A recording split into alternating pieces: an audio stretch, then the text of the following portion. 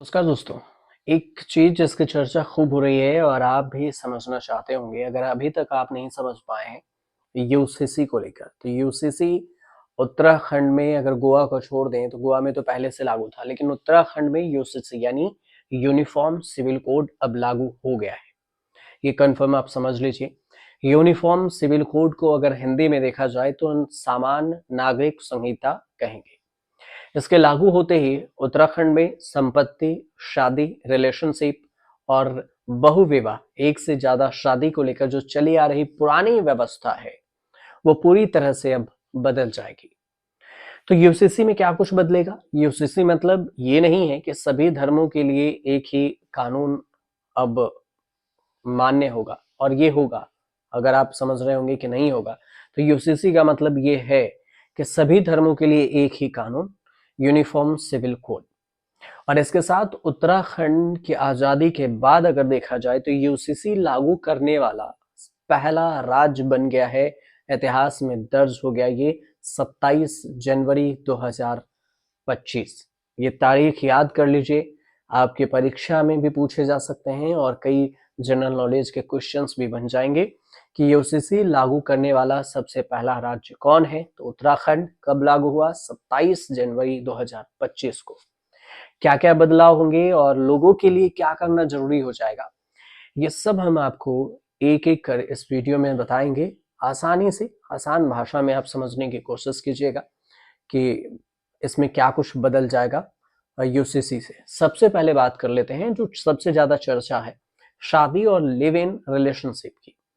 इसके सबसे ज्यादा चर्चा इसलिए कि युवाओं में इसका क्रेज ज्यादा देखने को मिलता है। अगर पहले देखें तो 6 महीने के अंदर ही आपको शादी का रजिस्ट्रेशन कराना होगा। यूसीसी के लागू होने के बाद से उत्तराखंड में अब सभी शादियों का रजिस्ट्रेशन करवाना जरूरी हो जाएगा। समझिए कि हो भी गया, अनिवार्य हो गया, आपको शादी के बाद रजिस्ट्रेशन करानी होगी कोर्ट में।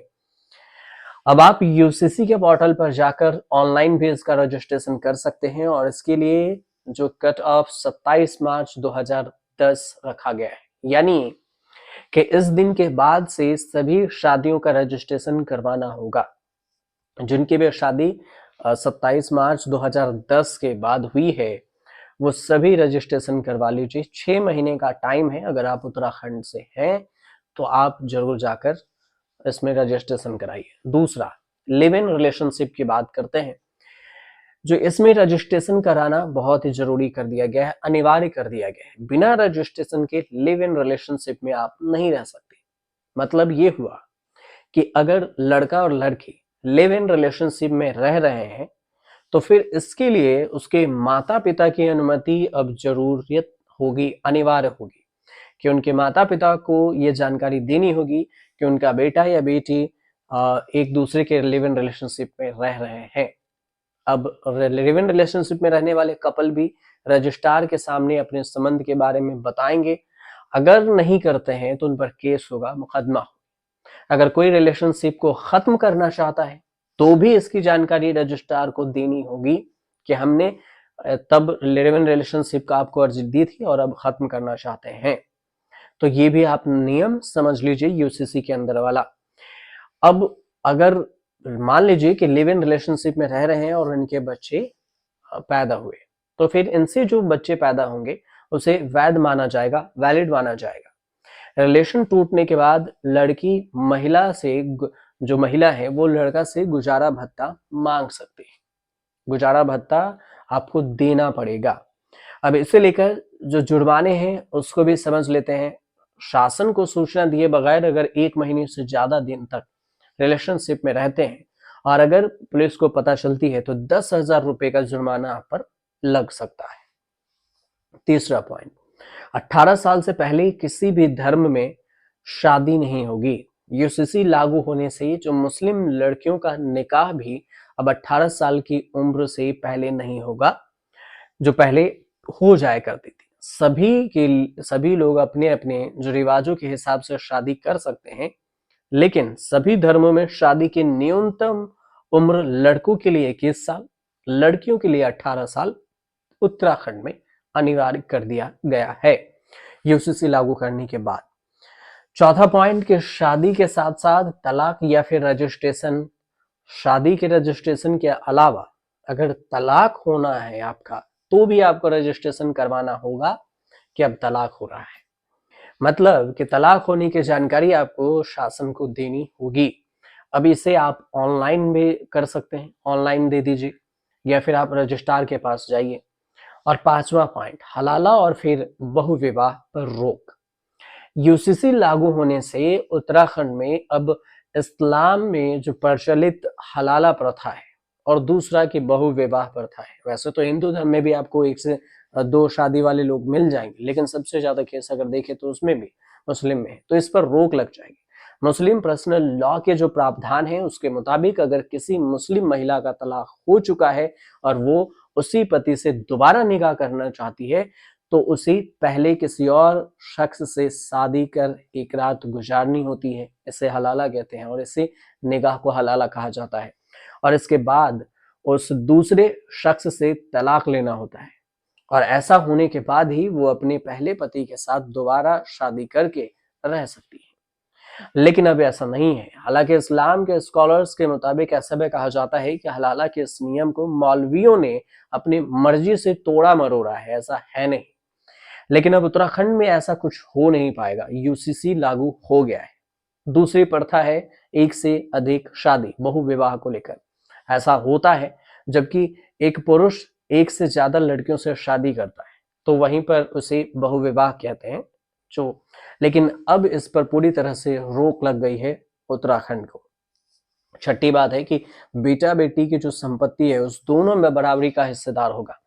अब तक आप ये सोच रहे होंगे या फिर देखे भी होंगे केस की बेटा को संपत्ति में क्या अधिकार होता है, बेटियों को नहीं, लेकिन अब ऐसा नहीं होगा। बच्चे कोई भी हो, बेटा बेटी, उसमें भेदभाव नहीं कर सकेंगे। मतलब कि प्राकृतिक संबंधों के आधार पर ही जन्मे, सहायक विधियों के द्वारा जो भी जन्मे हैं या लिव इन रिलेशनशिप में जन्मे हैं, जैसे भी हो, बच्चे अगर हैं तो उनकी संपत्ति, पिता के संपत्ति का बंटवारा बराबर होगा, वो चाहे लड़का हो या फिर लड़की।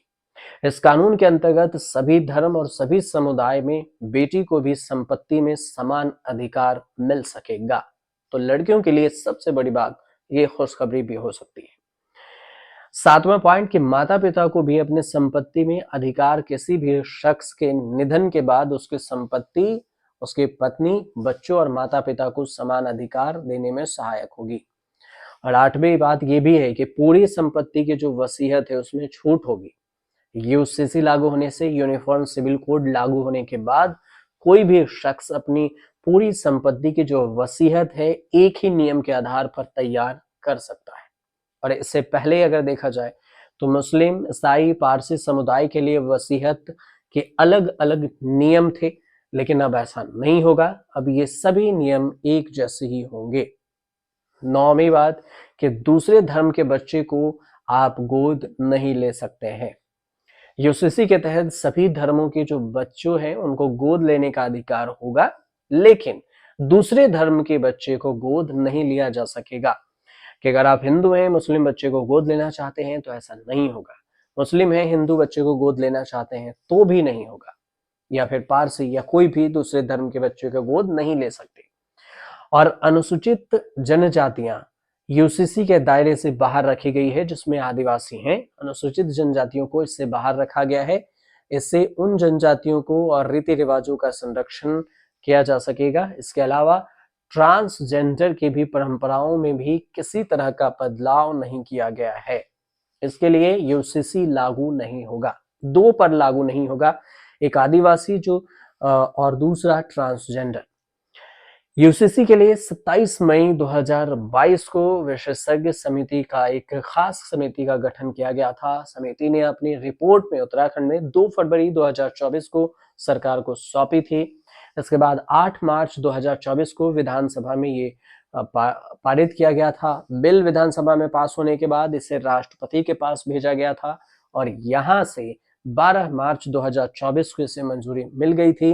20 जनवरी 2025 को सीसी की नियमावली को अंतिम रूप देकर कैबिनेट से पास करा लिया गया और इसे 27 जनवरी को लागू कर दिया गया। उत्तराखंड चुनाव से ठीक पहले 12 फरवरी 2022 को इस पर सीएम जो अभी उत्तराखंड के हैं पुष्कर सिंह धामी, उसने लागू करने का वादा किया था। मुख्यमंत्री ने यूसीसी उत्तराखंड 2024 को लागू करने के लिए तैयार किए गए जो नियम है उसके जो पोर्टल हैं उस पर पोर्टल पर मौजूद हैं। आप चाहें तो इस पोर्टल पर सीधे जा सकते हैं। इस पर जाएंगे ucc.uk.gov.in, यहाँ पर भी सारी जानकारी है, इससे आप प्राप्त कर सकते हैं जो जानकारी आपको नहीं मिली। इसमें लंबा चौड़ा खाका ड्राफ्ट है। इस कानून के मुताबिक अगर पति पत्नी के बीच कोई भी मनमुटाव होता है तो उसके लिए वो कोर्ट का रुख भी कर सकता है। इसका समाधान कानून में होगा और उसी के आधार पर किया जाएगा। इसके अलावा आपसी सहमति से तलाक के मामले में भी कोर्ट का रुख कर किया जा सकता है। इसके अलावा कई सारे आधार भी दिए जा सकते हैं। जब कोई शख्स तलाक के लिए याचिका दाखिल करेगा तो उसे कोर्ट में पेश करके अपने जो रूल रेगुलेशन उसे पालन करना पड़ेगा। किसी और के साथ मर्जी से आप शारीरिक संबंध अगर बनाए हों तो भी आप इसकी मर्जी के जानकारी देनी होगी। जब किसी से भी क्रूरता का व्यवहार किया हो, ये सारी चीजें जिसका इस ड्राफ्ट में किया गया है।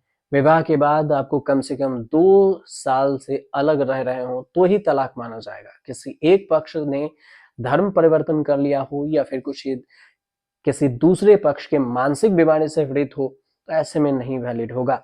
कोई एक पक्ष यौन रोग से पीड़ित हो और यह 7 साल के किसी एक पक्ष का कोई अता पता न हो तो विवाह में तलाक हो सकता है। विवाह के 1 साल के अंदर तलाक के लिए याचिका आप दायर नहीं कर सकते। आपकी नई शादी है, 1 साल में आप नहीं कर सकते। कई सारे असाधारण मामले भी हैं जिसमें ये हो सकता है, लेकिन वो एक्सेप्शनल होगा। किसी व्यक्ति की जो प्रथा, रूढ़ी, परंपरा से तलाक नहीं हो सकता है। कई सारी चीजें हैं इसमें। अगर आपको कुछ और भी चीजें समझनी हो तो आप हमें कमेंट कर सकते हैं। फिलहाल ये जो टॉपिक थी, जो मोटे तौर पर हमने आपको बताने की, समझाने की आसानी से कोशिश की, उम्मीद करते हैं कि आपको समझ में आई हो, और आई हो तो चैनल को सब्सक्राइब कीजिए, शेयर कीजिए, कमेंट कीजिए।